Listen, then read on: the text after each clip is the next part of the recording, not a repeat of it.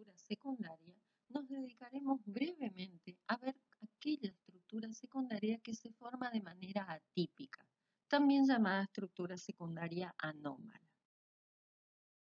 Si repasamos, el crecimiento secundario llamado típico es aquel en el que un solo cambio cilíndrico originaba xilema que se acumulaba hacia el interior, denominando o constituyendo el leño, y una poca cantidad de floema hacia la periferia.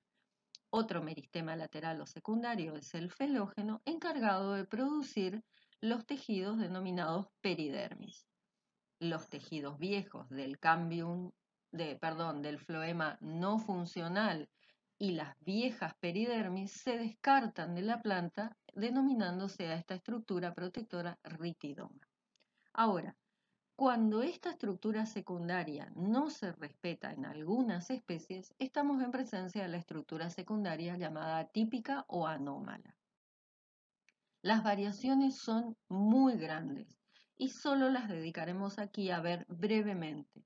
No nos vamos a detener en la organización de cada una de ellas, tema que excede a nuestra materia y para cual recomendamos leer la amplia bibliografía que hay al respecto.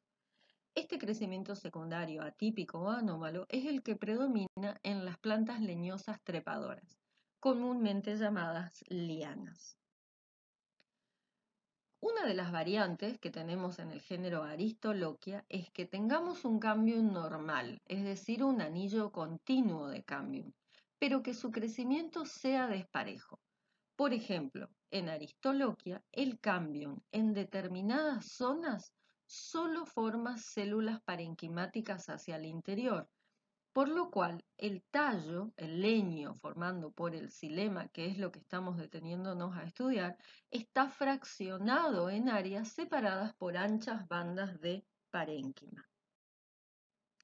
También puede ocurrir que esta actividad desigual lleve inclusive a la fractura de los tallos o a la formación de expansiones en forma de alas, como ocurre, por ejemplo, en las lianas formadas en el género Baguinia. Otra variante es que existan varios cambiumes, pero que estos se formen sucesivamente uno por fuera del otro, algo parecido a lo que produce el felógeno. Aquí, en este tronco de una liana llamada dilenia, podemos ver cómo el primer cambium formó más o menos un tejido compacto, un leño compacto formado por xilema y floema a la periferia. Pero los sucesivos cambiumes se fueron produciendo uno afuera del otro, formando este tallo de una apariencia tan singular. Otra variante de crecimiento atípico es cuando se producen distintos cambiumes, pero no fuera de la anterior. Es decir, distintos anillos. Es como si distintos tallos se hubieran fusionado, pero en realidad son numerosos cambiumes. Estos se llaman cambiumes supernumerarios. Es lo que ocurre en las sapindáceas en esta liana que pertenece al género Serrania. Cada uno de los cambios trabaja de manera normal, es decir, produce xilema hacia el interior y floema hacia la periferia. En estos casos, el felógeno se forma por fuera de todos ellos. Puede ocurrir también que exista un solo cambio, pero en alguna de las porciones trabaja solo hacia uno de los lados.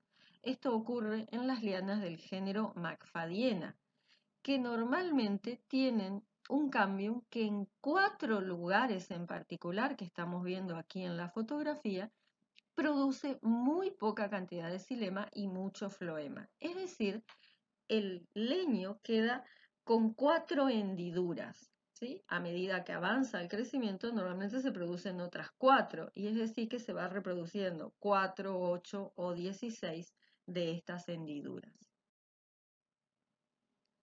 También puede suceder que un solo cambium trabaja de manera desigual en distintas áreas, formando estos tallos que parece que tuvieran fisuras y al final terminan fracturados. Esto ocurre en las malpigiáceas. Otra opción de cambios sucesivos es el que conocemos en Por ejemplo, las lianas formadas por el género Hipomea. Aquí cada cámbium se forma por fuera del anterior, en círculos o anillos concéntricos.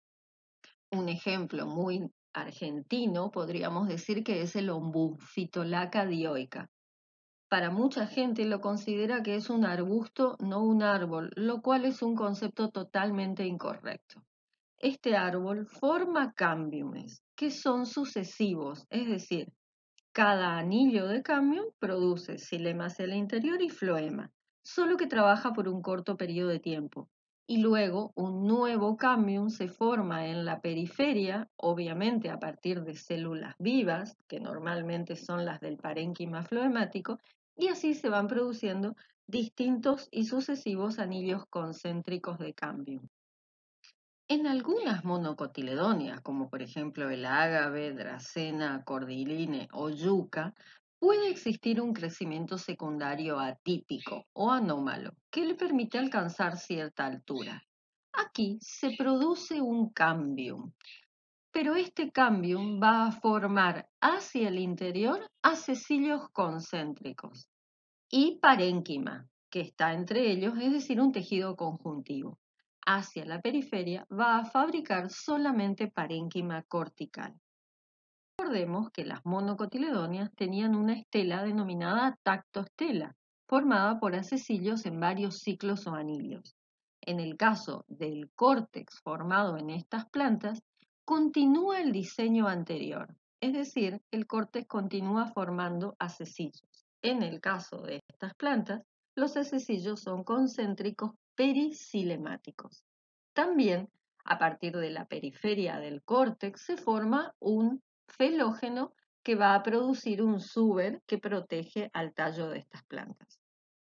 Reitero, como en nuestra materia nos dedicamos a plantas predominantemente por su interés agronómico, este tema de estructura secundaria atípica o anómala solamente ha sido tratado de manera superficial.